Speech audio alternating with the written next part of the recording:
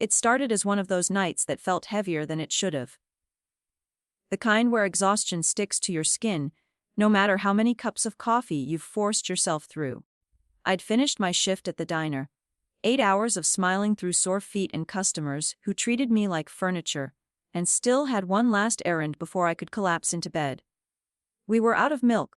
Emma couldn't start her morning without it, and neither could I, not with the way she scrunched her nose at black coffee like it was poison. So, instead of heading straight home, I pulled my jacket tighter against the cold and turned toward the small convenience store on 8th Street. The bell over the door jingled, sharp and lonely in the near-empty place. The cashier barely looked up from his phone. Fluorescent lights hummed above, giving everything that washed out midnight blue tint. I went straight to the dairy aisle, moving on autopilot. All I could think about was my daughter asleep in our cramped apartment. Her messy curls on the pillow, her soft little snore. If I'd known what would happen that night, I'd have left the milk on the shelf. When I turned toward the counter, someone else had come in. He didn't look like he belonged there. Too polished, too expensive. A dark suit, black overcoat, shoes that had never touched a sidewalk like ours. He stood tall, scanning the aisles like a man calculating exits. There was something quiet about him. Controlled. The kind of quiet that meant danger, though I didn't know it then. Our eyes met for half a second. His were gray, storm gray, and unreadable. I remember thinking he looked tired too, but in a different way. Not the kind of tired that came from double shifts and overdue bills, but the kind that came from carrying secrets. I looked away first, then the door flew open again, hard enough to make the bell scream. The air changed. Even before I saw the gun, I felt it, that sharp electric stillness. A man stumbled in, wild-eyed, desperate. His voice cracked as he shouted something about money, waving the gun like a live wire. I froze. Everyone did. The suited man didn't move. His expression didn't change, not even when the barrel of the gun swung toward him. The cashier dropped behind the counter. My instincts screamed at me to run, but Emma's face flashed in my mind. How she'd asked me that morning if good people always helped when someone was in trouble. I didn't think, I just moved. The gun went off as I lunged. A burst of sound, light pain, like fire ripping through my shoulder. The world tilted and folded around me, the shelves blurred into streaks of color. I hit the floor hard, the cold tile pressing against my cheek. I heard shouting, deep, commanding, then another shot. The last thing I remember was someone catching me before I hit the ground completely. A voice, low and steady near my ear. Stay with me. Then darkness. When I woke, the ceiling above me was white and endless. The steady beep of a heart monitor ticked like a metronome. My throat felt dry, my arm heavy. The air smelled faintly of antiseptic and something metallic. A hospital. She's awake. A woman's voice said softly. I blinked until her face came into focus. A nurse with kind eyes and a practiced smile. Easy, honey, she murmured. You've been through quite a shock. You took a bullet through the shoulder, but you're safe now. A bullet.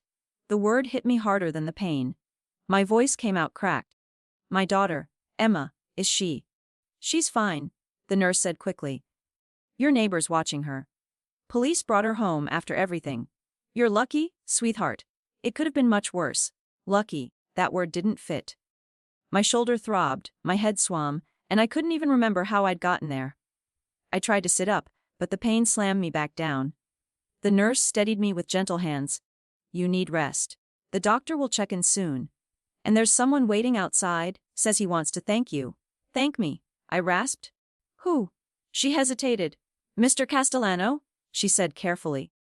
He's the man you saved. The name meant nothing to me then. Just a smooth syllable that didn't fit the chaos of the night before. But something in the way she said it, like she was afraid to say it wrong, made my pulse pick up. Before I could ask more, the door opened. 2 men stepped in first. Big, broad, dressed in suits that screamed, "Don't ask questions." Then him. The man from the store. The one I'd pushed out of the way. He looked different without the overcoat, his dark shirt rolled up at the sleeves, his expression unreadable but intense. Those same storm gray eyes found me instantly. And for a moment the room felt smaller. You're awake, he said quietly. His voice carried an accent I couldn't place, rich, deliberate, the kind that could sound gentle or dangerous, depending on the sentence. I guess I am, I muttered, trying to sound braver than I felt. He moved closer, stopping just short of the bed. They told me you jumped in front of me, he said. You saved my life. I didn't think. I admitted. I just reacted. Still. His gaze flicked to the bandage at my shoulder, then back to my face. You paid for my mistake. Something in his tone sent a chill down my spine. I wasn't sure if it was guilt or threat that I heard there. The nurse glanced between us, uneasy. One of the men by the door shifted slightly, like he was waiting for a signal. I don't even know your name, I said, voice thin. Why? Why were they after you? For the briefest moment, his expression cracked. Just a flicker, like lightning behind clouds. Then it was gone. My name is Gabriel, he said. And the man with the gun wasn't after you.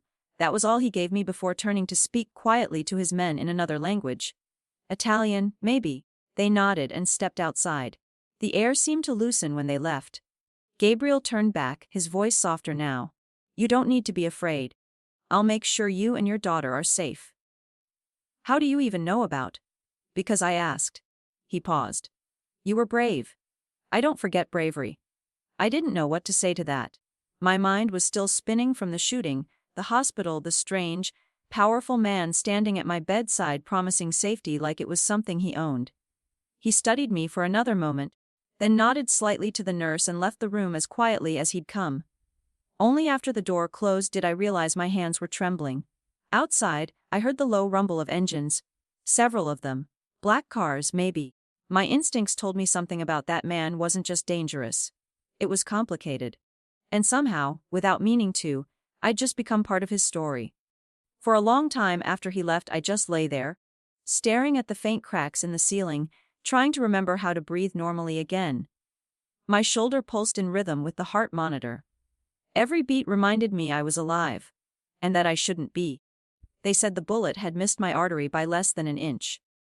If I'd moved a fraction slower, Emma would have woken up to a police officer instead of me.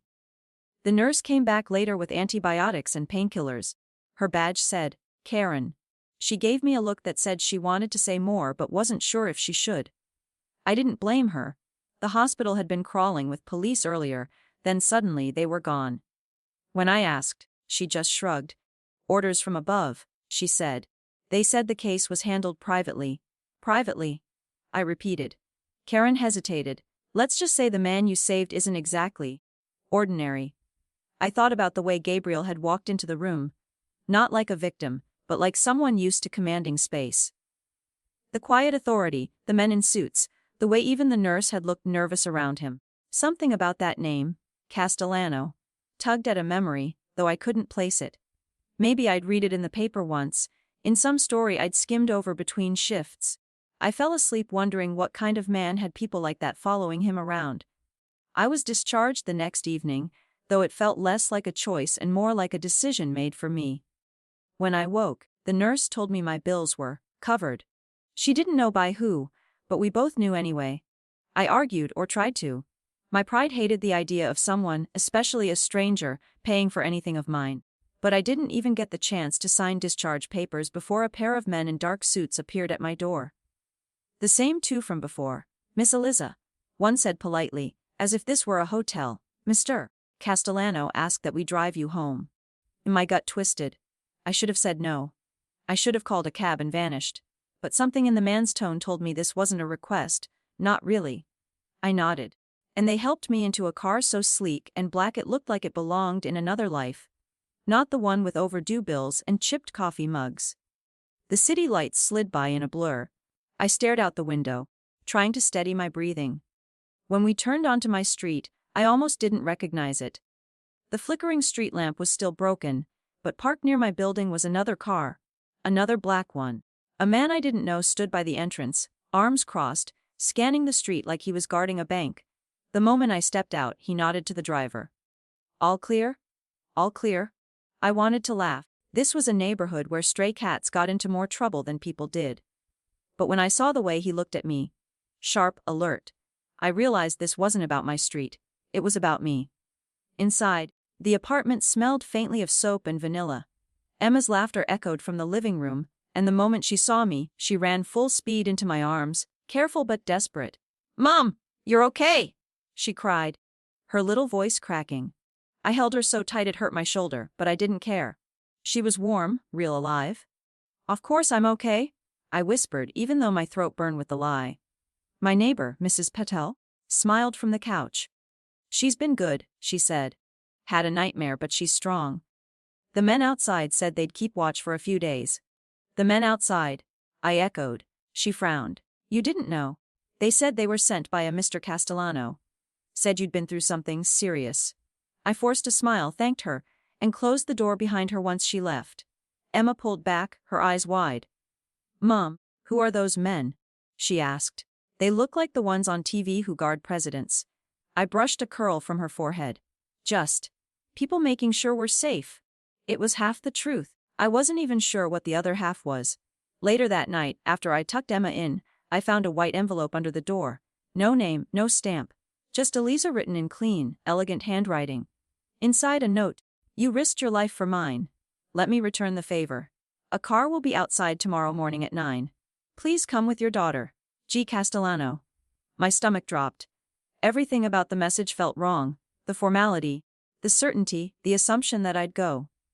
But the paper smelled faintly of expensive cologne, the same kind I'd noticed in the hospital room. I wanted to ignore it. To tear it up, to pretend none of it had happened. But something about those words, let me return the favor, sat in my mind all night, turning over and over like a secret coin. By morning, curiosity had mixed with fear in equal measure. I told myself I'd only go to say thank you, to make it clear I didn't want anything from him. That I didn't owe him anything. At exactly 9, the same black car idled at the curb.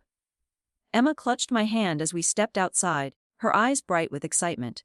The drive this time was longer. The buildings grew taller, then smaller, until the city gave way to open roads and quiet. The world outside blurred into trees and distant hills. When the gates came into view, I thought we must have taken a wrong turn. They were massive, wrought iron, guarded, gleaming in the sunlight. Beyond them, a long driveway led to a house that could only be described as a mansion. Pale stone walls, wide balconies, a garden so carefully kept it looked unreal. This can't be right, I whispered. The driver said nothing. As the car slowed to a stop before the front steps, the door opened and there he was, Gabriel Castellano, in a dark suit that caught the light just enough to make him look carved from shadow and steel. He gave me a faint, polite smile. Eliza, I'm glad you came. I swallowed hard. You didn't exactly give me much of a choice. You always have a choice, he said. Though not all choices are safe ones. The way he said it wasn't threatening. But it wasn't comforting either. He glanced down at Emma, who peeked out from behind me. And this must be your daughter. Emma, fearless as ever, stepped forward. You're the man Mom saved, she said matter-of-factly. A ghost of a smile tugged at his mouth. Yes, I suppose I am. And that makes you the bravest girl in the city, doesn't it? To have a mother like that. Emma beamed. I, on the other hand, couldn't stop the uneasy flutter in my chest. He led us inside, marble floors, high ceilings, the kind of place that felt too big for air. Every corner gleamed. Men in suits lingered near doorways, pretending not to watch. I wanted to thank you properly, Gabriel said. You saved my life. That kind of debt isn't one I take lightly. I crossed my arms. You already paid my hospital bills. That's enough. He studied me for a long moment. It's not about money, Eliza. It's about what happens next. What happens next? He took a step closer, his voice lower now, steady. The man who shot you wasn't a random criminal. He worked for someone who wanted me dead. Which means now they know your face. My breath caught. You're saying I'm in danger, he finished. Yes. You and your daughter. The floor seemed to tilt beneath me. You're insane, possibly, he said with a half smile. But not wrong. I wanted to argue, to tell him he was being dramatic. But the look in his eyes stopped me. There was no exaggeration there, just truth. Hard, cold and unyielding. I have resources, he said, people who can keep you safe. For now you'll stay here, until the threat is gone. Stay here? I repeated. In this palace of yours. Absolutely not. I have a job, a life. You had a near-death experience, he interrupted. Your workplace has already been informed you're on medical leave. I took care of it. I stared at him, speechless. You what? His expression softened. I don't mean to frighten you, Eliza.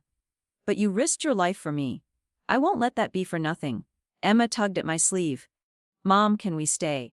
It's really pretty here. And in that, more than anything, broke my resolve. I looked at her, then at him. This stranger who made promises like they were laws, who looked at me as if he could already see how I'd fit into the order of his world. Something in his eyes said this wasn't just about protection. And somehow, deep down, I already knew. My life had split in two the night I stepped into that store. One part ended with a gunshot. The other had just begun. The mansion looked like something built to impress the gods and intimidate mortals. The walls seemed to breathe wealth, the kind of wealth that hid its scars under marble. A woman in a tailored gray dress appeared the moment we stepped inside. "Welcome, Ms. Reyes," she said with a faint accent. "I'm Lucia. Castellano asked me to see that you and your daughter have everything you need." "Everything we need." I almost laughed. What I needed was my own bed, the smell of burnt coffee, a life that made sense. Lucia led us down a long corridor lined with tall windows. The glass glowed with afternoon sun, throwing reflections of our small figures across polished floors. Emma pressed her hands to each pane, whispering about how high the ceilings were. I kept my eyes on the guards outside. 2 by the gates, 1 patrolling near a fountain. All of them armed. "This is your room," Lucia said, opening a set of double doors. Inside waited a queen-sized bed dressed in white linen, a bathroom big enough to rent out as an apartment, and on the dresser, a vase of fresh lilies. It smelled too perfect, too deliberate. Emma darted straight for the window seat. "Mom, look! There's a pool," Lucia smiled. "She may use it whenever she wishes, provided an attendant is present." I turned to her. "This isn't permanent, right? We're just here until it's safe." Her smile thinned politely. "Of course." Then she left before I could ask what safe meant in this world. Dinner that night was a quiet ceremony. Gabriel sat at the head of a long table that could have seated 20, Emma and I occupied one corner. He'd changed into a black shirt, sleeves rolled to the elbow. Even at rest he looked coiled, like someone who didn't know how to relax without losing control. "Are you comfortable?" he asked. "Comfortable," I repeated, forcing a smile. "That's one word for it." He studied me for a moment. "You don't like being looked after?" "I'm used to doing the looking after." His gaze flicked toward Emma, who was happily dissecting her pasta with surgical focus. "You've done well with her?" he said softly. "She's bright. Curious. You've known her for 5 minutes. That's long enough to recognize good blood." The phrasing made me shiver. "She's not a pedigree, Gabriel." A faint smile touched his mouth. "Didn't mean it that way. I only meant she's fearless. Like her mother." For a heartbeat, warmth slipped through the cracks in my caution. Then I remembered who I was talking to. A man with guards, gates, and enemies. "What exactly is it you do?" I asked. He swirled the wine in his glass, eyes never leaving mine. "Business? Illegal business," his silence answered for him. Emma broke the tension. "Mr. Gabriel, do you have kids?" He seemed caught off guard, then shook his head. "No, my life doesn't allow for that." "Then you can borrow me," she said cheerfully. I nearly choked on my water, but he only smiled. A real one this time, softer than I'd thought possible. "That's very generous of you." Later, when Emma fell asleep under the ridiculous silk canopy, I stepped out onto the balcony. The night was warm, the air thick with gardenia. Beyond the lights, darkness stretched forever. I heard the door behind me. "You shouldn't stand out here alone," Gabriel said quietly. "Your guards already circle like sharks. I doubt anyone could get through." Still, he moved beside me, close enough that I caught the faint scent of his cologne, clean, expensive, restrained. "You're in a house that wasn't built for peace." I turned toward him. "Then why bring a child into it?" He met my eyes, steady. "Because out there, I can't protect you." Something in his tone made my chest tighten. It wasn't arrogance, it was certainty. The kind of certainty only people with power could afford. "I don't need your protection," I said, though my voice lacked conviction. "Yes, you do," he replied. "You just don't want to owe anyone for it." I looked away, toward the moonlit gardens. "You talk like you know me." "I'm learning." The words hung between us, heavier than the humid air. A long silence followed, broken only by the chirp of crickets and the faint hum of security lights. Finally, he said, "I know this feels like a cage. But it's temporary." "And when it's over?" I asked. He hesitated, then smiled without warmth. "Then we see who's still standing." He left me with that. Half promise, half threat. and the realization that maybe the cage wasn't built just for safety. Maybe it was built so he could watch what he'd caught. The next few days slipped by in a strange rhythm. Morning sunlight filtered through lace curtains. Breakfast appeared as if by magic, and guards paced the gardens like metronomes keeping time. I kept waiting to wake up in my cramped apartment again, to hear the neighbor's television through the wall. But the house refused to dissolve. Emma thrived. She took to the marble halls like a small explorer, trailed by Lucia, who adored her. There were books, games, a pool with water so blue it looked unreal. Seeing her laugh should have calmed me, but it only sharpened my unease. Happiness built on someone else's power always came with strings. I found those strings sooner than I wanted. On the third morning, I wandered downstairs looking for coffee and got lost instead. Every hallway looked the same: white stone, gold fixtures, silence. Then I heard voices from a partially open door. Gabriel's voice among them. I know eavesdropping isn't noble, but curiosity is stronger than manners when your life depends on a stranger. "We can't move the shipment through the docks anymore," a man was saying. "Cough has people watching." A Gabriel's reply was calm, measured. "Then we find another route." No noise. No blood. "And the woman?" the man asked. "The one who?" "That's none of your concern." Gabriel cut in. "She's under my protection." End of discussion. My pulse kicked hard. I backed away before I could hear more. Whatever shipment meant it wasn't groceries. By the time I found the kitchen, my hands were shaking so badly I nearly spilled the coffee. Lucia glanced at me once, then politely looked away, as if she already knew what I'd heard and preferred not to acknowledge it. That afternoon, Gabriel found me in the library. The room smelled of leather and dust, the kind of wealth that ages slowly. He closed the door behind him, quiet as ever. "You've been exploring," he said. "Your house is hard not to get lost in." He tilted his head. "You look unsettled."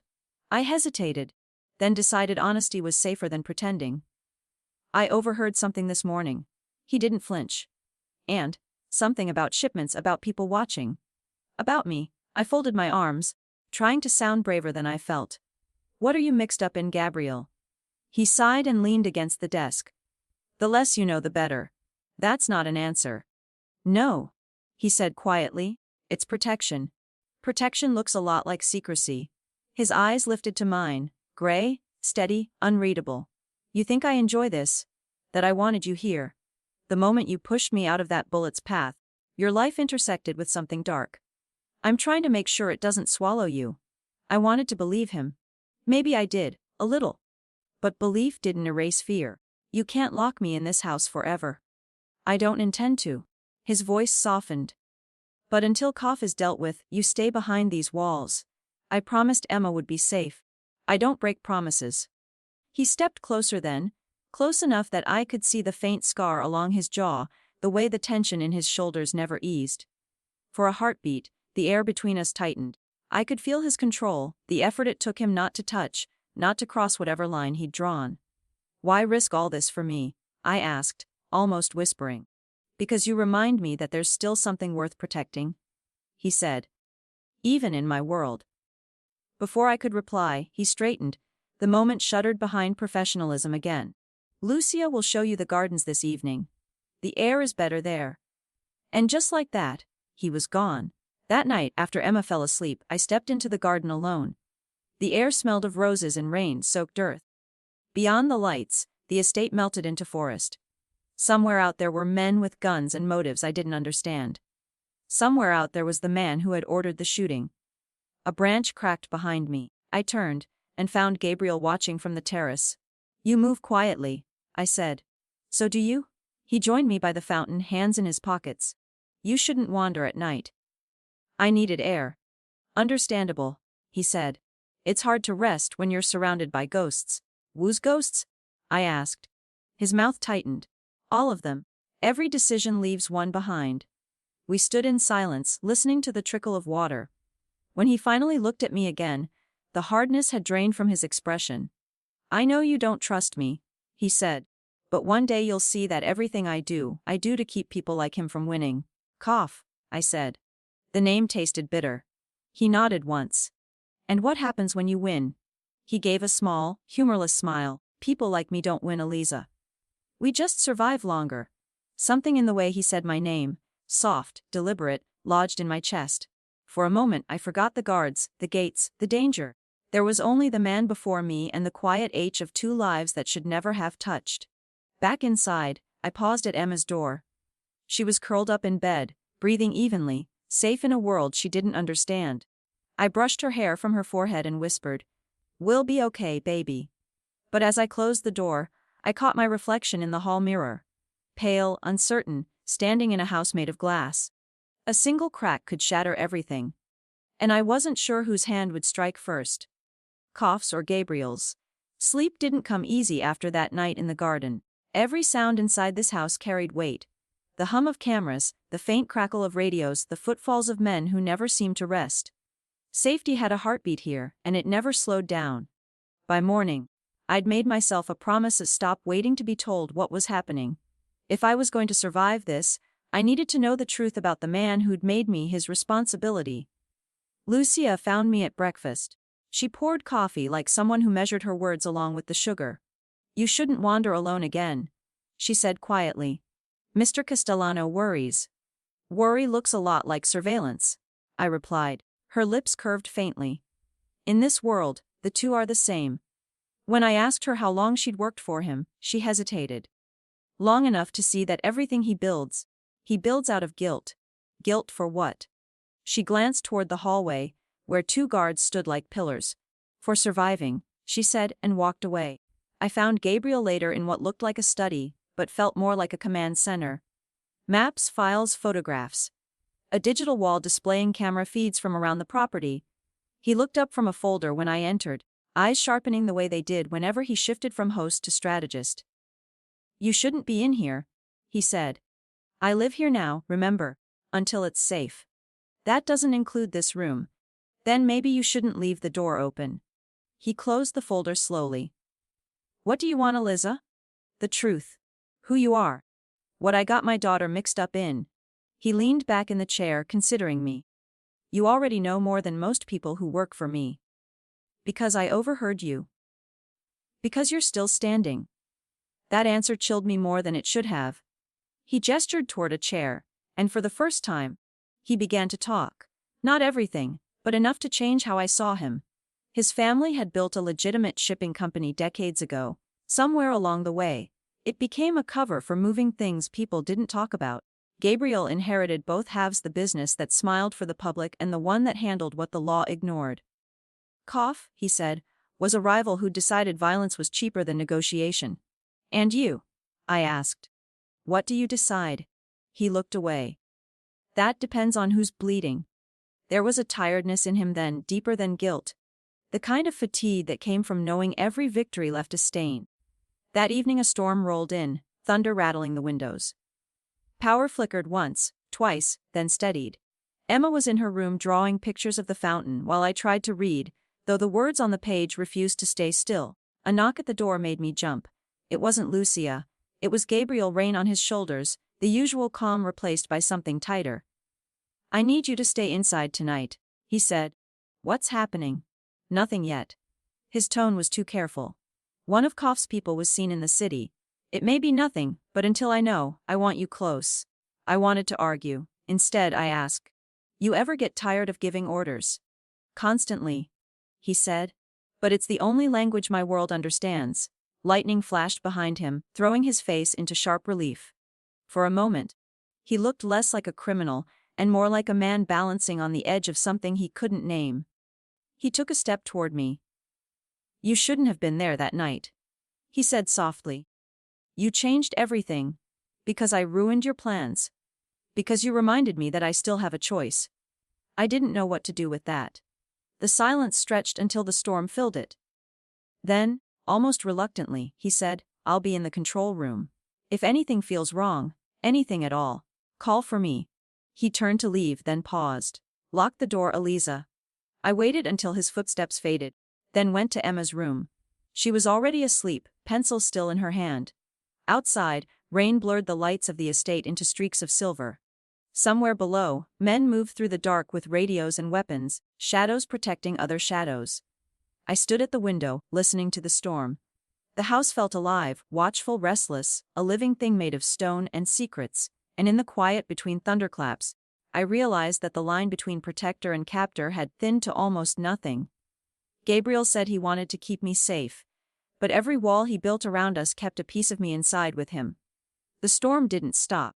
It rolled through the night and into the next morning, a low growl that shook the windows and hid the world behind sheets of rain. The whole house seemed to tense with it. Even the guards moved differently. Quieter, faster. Radios clipped to their collars like extra nerves. I spent the morning pretending everything was normal. Emma built a tower of dominoes in the library while I sat beside her, pretending to read. My shoulder ached whenever I lifted the coffee cup. The pain was a good anchor. It reminded me that all of this mansion, the guards, Gabriel, wasn't some strange dream. Around noon, Lucia appeared at the door.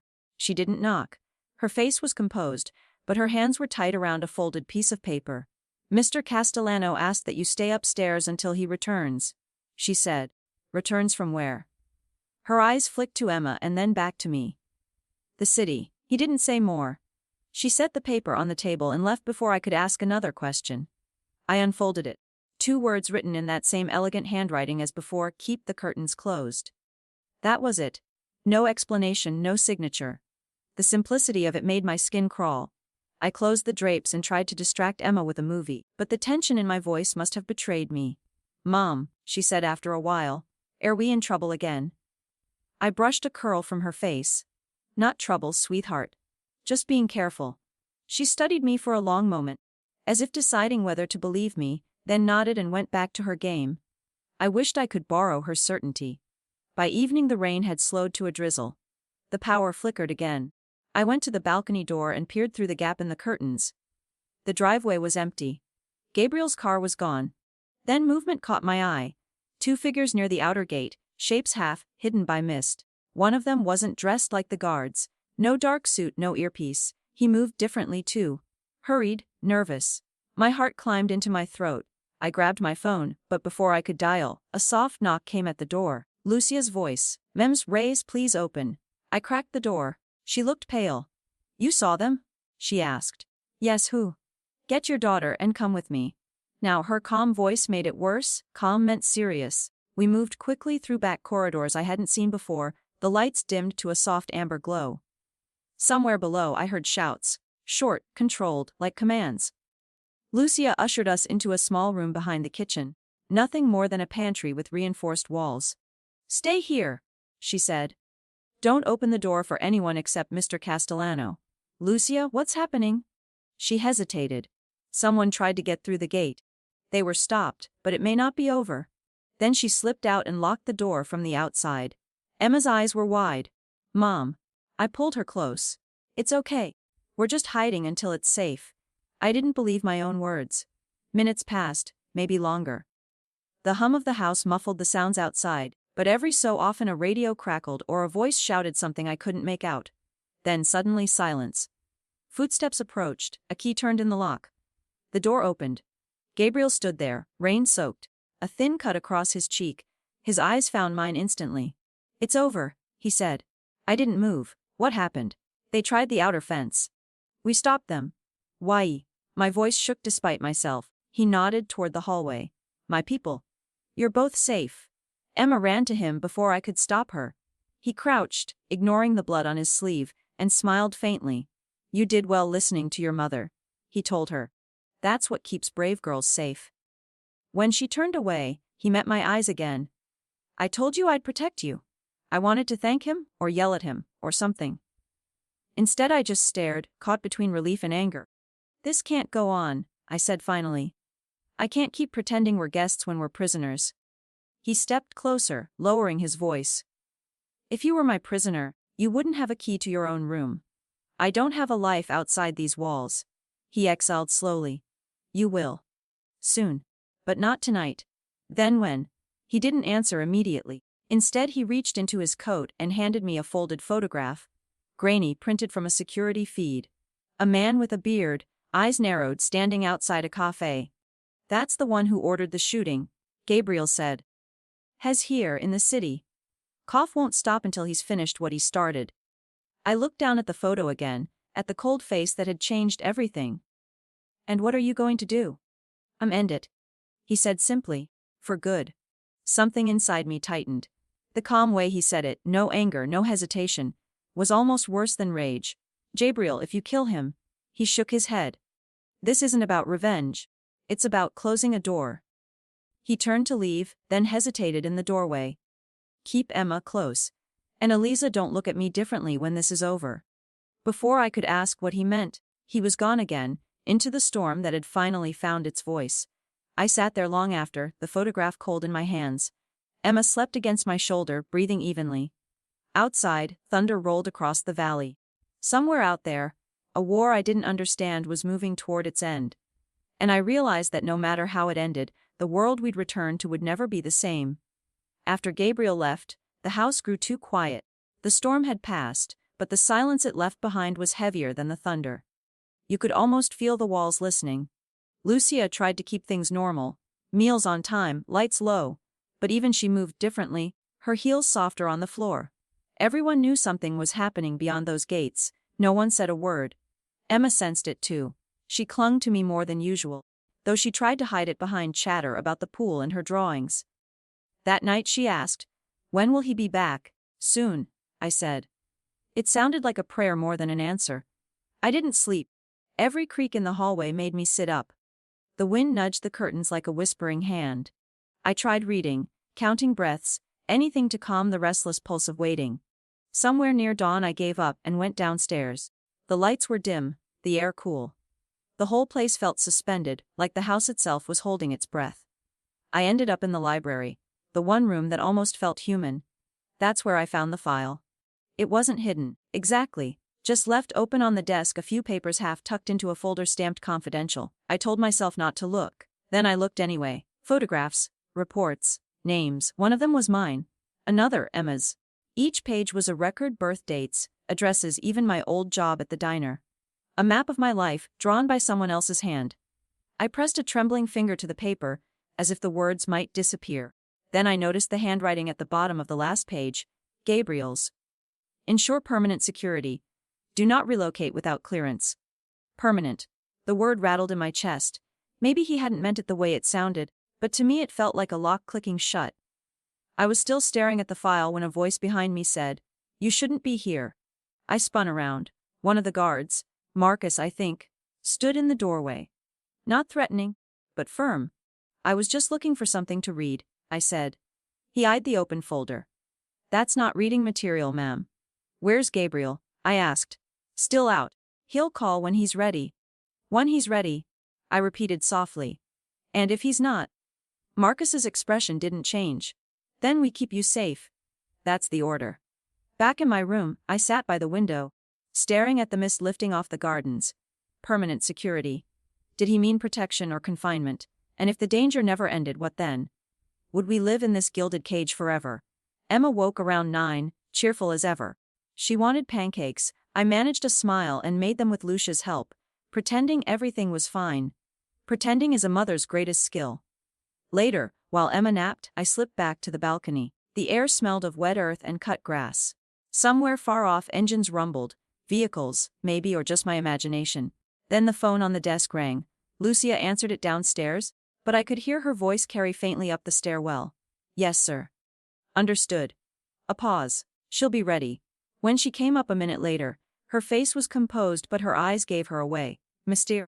Castellano is returning this evening," she said. "He asked that you and the child stay inside until he calls for you." "Did he say if everything's finished?" I asked. "He said it's almost finished." Almost. The word lodged in me like a splinter. Afternoon sank into evening. I paced restless. At one point I went to check on Emma and found her asleep, curled around one of the plush toys Gabriel's people had brought her. Her peace made the house feel even more foreign. By sunset I couldn't take it anymore. I went back to the library and opened the file again, desperate for anything that made sense. Behind the pages with my name were others, photos of men I didn't recognize, notes about shipments, coded messages. Then one phrase caught my eye: contact at precinct compromised. A chill slid down my spine. Precinct. That meant police. Whatever Gabriel was tangled in, it reached farther than I'd imagined. I was still staring at the papers when a small click sounded behind me. I turned fast. Lucia stood in the doorway again, expression unreadable. "You shouldn't." I know, I said, holding up the file. But you could tell me, couldn't you? What's really happening here? She hesitated, then crossed the room and shut the door quietly. You saved the wrong man's life, she said. But he's trying to make it right. Be trapping us here? Be keeping you alive long enough to walk out again. She met my eyes. You think this house is a prison. It isn't. Out there is the Crossfire. In here at least, the bullets miss. I wanted to argue, but the truth of it pressed too close to deny. Does he win? I asked finally. I don't know, she said. But I've seen him lose enough to know he'll fight until he can. That night I tucked Emma in early. I stood by the window long after, watching headlights appear on the far road. 3 cars moving fast, cutting through the dark. My heart thudded once hard. Gabriel was coming home. The lights of the approaching cars slid across the window like a slow heartbeat. I didn't wake Emma. She was sleeping too deeply, face pressed against the pillow, the faint smile of a child who trusted that morning always comes. I wasn't sure I believed in mornings anymore. Engines hushed to a stop somewhere beyond the courtyard. Then doors opened, voices murmured. I waited at the balcony until I saw him. Gabriel stepped from the first car, reins slicked again, shoulders heavy as though the night itself clung to him. He spoke briefly to one of the guards, then looked up, straight at my window. Even from a distance, that single glance found me. I stepped back before I could decide whether to wave or hide. He didn't send for me right away. Hours crawled by while the house stirred with low voices and the sound of doors closing, opening, closing again. Finally, a knock. Lucia's face appeared in the crack of the door. He's in the conservatory, she said. He asked for you alone. I slipped into my jacket and followed the corridor lit only by wall sconces. The air smelled faintly of rain and roses. Somewhere behind us a clock chimed midnight. The conservatory was all glass and green. The storm had scrubbed the world clean. Moonlight spilled across the wet leaves. Gabriel stood by the windows, jacket off, shirt sleeves rolled, hands resting on the railing. He didn't turn when I entered. You shouldn't be awake, he said quietly. Neither should you. He gave a small, tired laugh. Fair. I took a few steps closer. Up close he looked different. Older maybe, or just worn thin. There was dried blood on his collar, a bruise along his jaw. But it was his eyes that caught me, the same gray yet dulled, as if whatever light used to live there had burned down to embers. Is it over? I asked. For now. He kept his gaze on the glass. There'll always be another storm. Did you? I hesitated. Did anyone get hurt? He exhaled through his nose. I told you I'd keep it quiet. I did what I had to. Then softer. I'm sorry you had to see what this life looks like from the inside. I didn't see anything, I said. That's the problem. You keep everything behind locked doors. Finally he turned. If you'd seen it, you wouldn't be able to sleep again. Wu says I sleep now. For a moment neither of us spoke. The house hummed faintly around us, a giant machine winding down. Then he crossed the space between us in 3 quiet steps and stopped a breath away. I didn't want this for you, he said.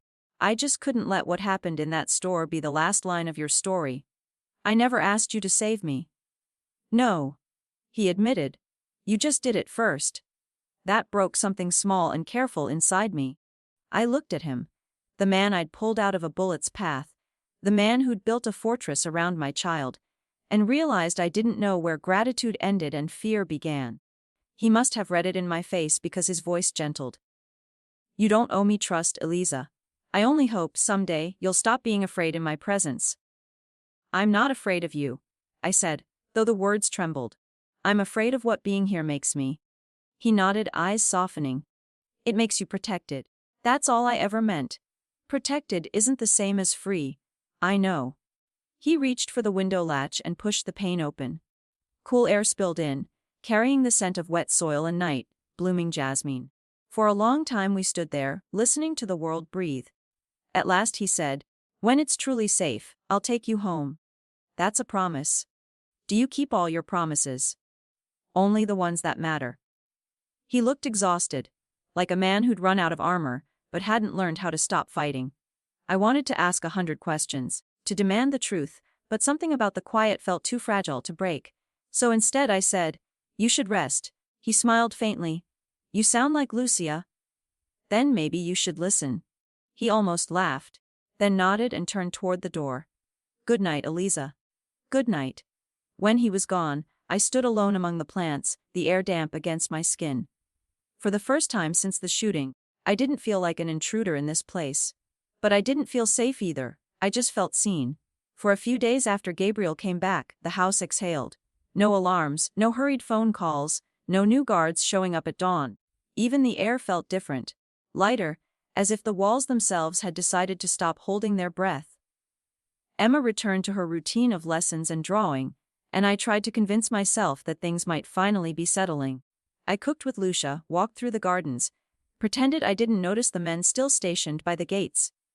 Pretending again felt like survival. But peace in this house was always too smooth, too polished.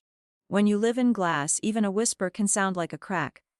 One afternoon I found Gabriel in the library, standing beside the globe near the fireplace. Sunlight slanted through the tall windows, catching the faint bruise still fading along his jaw. He looked almost normal, almost human. You should be resting, I said. He glanced up. I tried. The world refused to pause. I smiled without humor. Does it ever? He shook his head, then gestured to the globe. Do you know the hardest part of running an empire, Eliza? I didn't realize that was on the list of things I should know. He actually laughed. A low, quiet sound that pulled at something in my chest. The hardest part is pretending it isn't built on fault lines. You spend your life reinforcing them, hoping one won't give way before you do. And when it does, he looked straight at me. You rebuild. Or you walk away before it buries you. Have you ever walked away? He hesitated. Not yet. The honesty in that answer startled me. For once there was no careful phrasing, no mask. Just a tired man admitting he was trapped by the thing he'd built. That evening, I wandered through the conservatory while Emma napped. The glass panels above caught the fading light, throwing reflections everywhere. It was beautiful, almost unreal. Then I noticed the spider web crack near the upper pane, a thin, splintering line running through the glass. It hadn't been there before. I reached up instinctively, fingertips stopping short of the fracture. The air leaked faintly through the gap, whispering against my skin. It was such a small flaw, but once you saw it, you couldn't unsee it. Like the first truth that breaks a perfect lie. Lucia's voice startled me. Careful. That panel's fragile? How did it happen? No one knows. Maybe the storm. She followed my gaze. It'll be replaced soon. I nodded, though I couldn't stop staring at it. One small crack, and yet I felt as if it mirrored everything in this house. Beautiful, protected, and one breath away from breaking. That night, after dinner, Gabriel joined Emma and me in the sitting room. She insisted on showing him her latest drawing, 3 stick figures holding hands in front of a big house. Underneath she'd written our names. He studied it for a long time before speaking. That's quite a mansion you've made. It's this house, she said proudly. But smaller, so no one gets lost. Something flickered across his face. Something almost like pain. Smaller might be better, he murmured. After she ran off to show Lucia, I said quietly, she's getting attached. She should. It's been her home for weeks. Temporary homes have a way of turning permanent, I said. He looked at me, eyes tired but kind. Would that be so terrible? I wanted to answer, but I couldn't. Because part of me knew that if he asked me to stay, really asked, I might not know how to say no. Later, when the house was dark and still, I lay awake listening to the faint creak of the wind against the windows. Somewhere above me, the cracked pane in the conservatory ticked softly as the temperature changed. It sounded like a countdown. By the end of that week, the rhythm of the house felt almost ordinary. Too ordinary. The kind of quiet that isn't peace but the pause before a question. Emma had learned to ride her bike along the garden paths under the watch of 2 patient guards. She called them the tall twins. And they let her win every race. Watching her laugh should have steadied me, but each burst of joy only reminded me how fragile this bubble was. Gabriel was gone more often again, meetings, phone calls, the sort of business that made the staff's voices lower when they mentioned it. When he was home, he moved through the rooms like a storm someone had tried to disguise as a man. Still polite, still composed, but the tension in him hummed like electricity behind glass. That afternoon, I found him in the courtyard, staring at the horizon. A storm was gathering there again, dark clouds building over the trees. You should get inside before it starts, I said. He didn't move. Storms are honest, he said. They don't pretend to be something else. I stepped closer. You mean unlike people? He looked at me then, a faint smile at the corner of his mouth. You're getting sharper, Eliza. Or just tired of pretending. The wind picked up, carrying the smell of rain. For a moment neither of us spoke. Then I asked the question that had been sitting on my tongue for days. When does this end? The guards, the walls, the not knowing. He ran a hand through his hair, exhaling. Soon. I've made arrangements. Arrangements for what? For you and Emma to leave. The words hit harder than I expected. Leave. You deserve a life outside of this. I can't give you peace here. And you? I asked quietly. What happens to you?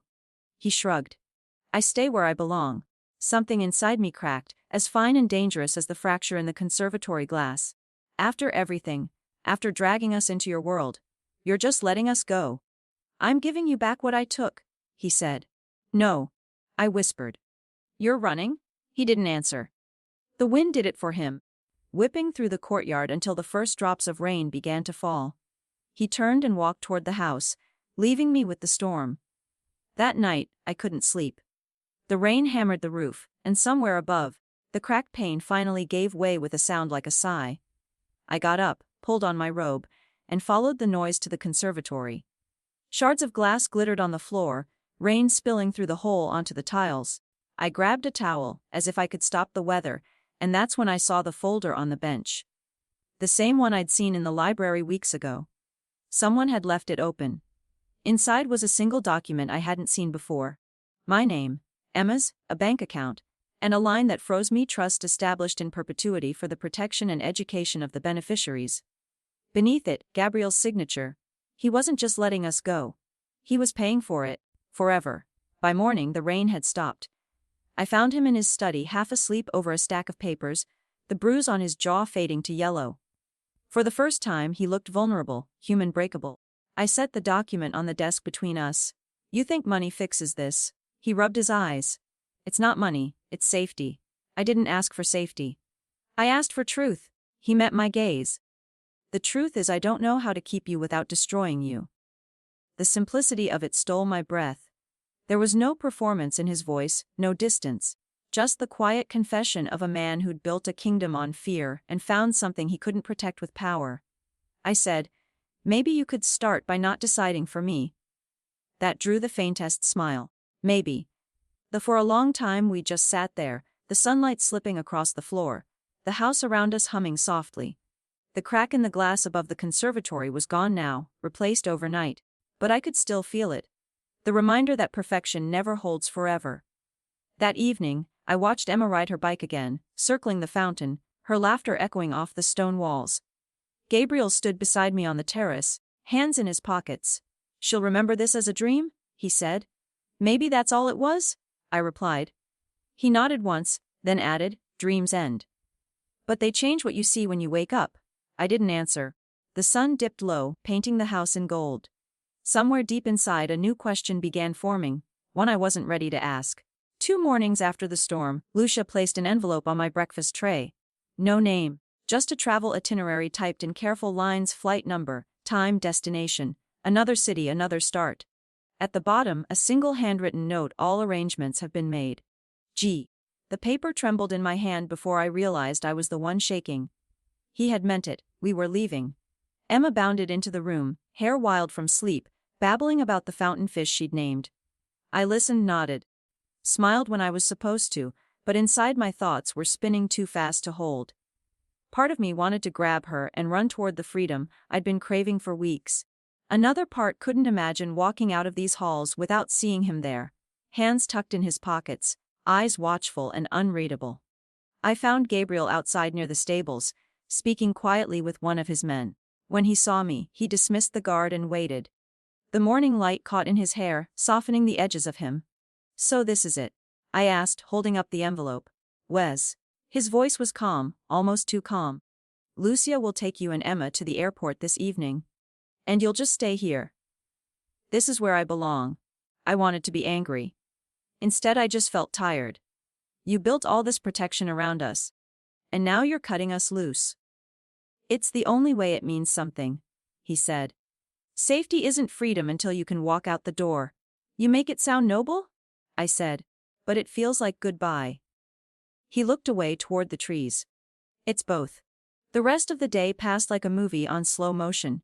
Emma packed her favorite book, hugged Lucia, promised the guards she'd write letters. I moved through the motions, folding clothes, zipping bags, trying to ignore the hollow space growing behind my ribs. As dusk bled into evening, Gabriel met us in the front hall. He knelt so he was eye level with Emma. Do you remember what I told you about storms? He asked. That they make the air clean, she said. He smiled. Exactly. Don't ever be afraid of them. Then he stood, turned to me. The car's waiting. I looked at him, trying to memorize everything. The steadiness of his gaze, the quiet discipline in every gesture, the way he never reached for me even when I wished he would. Thank you, I said. For everything and for nothing. His mouth curved into the smallest, saddest smile. Take care of yourself, Eliza. The ride to the airport was silent except for Emma's soft humming. The world outside blurred into streaks of gold and gray. I watched the trees slip past and felt each mile stretch the thread between us thinner and thinner until it almost disappeared. At the terminal gate, Lucia handed me the tickets. He wanted you to have these, she said, offering a small envelope. Inside was a single photograph: Emma on the balcony, sunlight in her hair, laughing. On the back, in Gabriel's handwriting, 3 words: live without fear. Somewhere over the city lights, I realized that maybe this was the only ending possible between 2 people who met in chaos, one learning to let go, the other learning to keep going. The plane lifted through the clouds. Emma pressed her face to the window, whispering that the stars looked close enough to touch. I closed my eyes and thought of the house of glass, the sound of rain on marble, the man who had built walls around danger and called it protection. And for the first time since that night in the convenience store, I let myself believe we might be free. A year has a way of blurring edges. You stop counting the days between what you lost and what you found. You learn new streets, new routines, and eventually even new silences. Emma and I live in a small house now, a real house, with squeaky floors and a porch that smells of rain when the wind shifts. The first night we moved in, she stood in the doorway and whispered, "It feels alive." She was right. It did. I took a job at a local bookstore. Part-time at first, then more. I liked the quiet, the smell of paper and coffee. People came and went without bodyguards at the door, without secrets. It was ordinary in the best possible way. Every now and then I'd catch myself looking at the horizon when the air went still, half expecting black cars to appear again. They never did. In early spring an envelope arrived. No return address, no handwriting, just my name typed neatly on the front. Inside was a single photograph. A garden at dusk, the fountain. The repaired glass above the conservatory catching the sunset. And in the corner of the frame, a figure standing where I once had. Hands in his pockets, looking toward the light.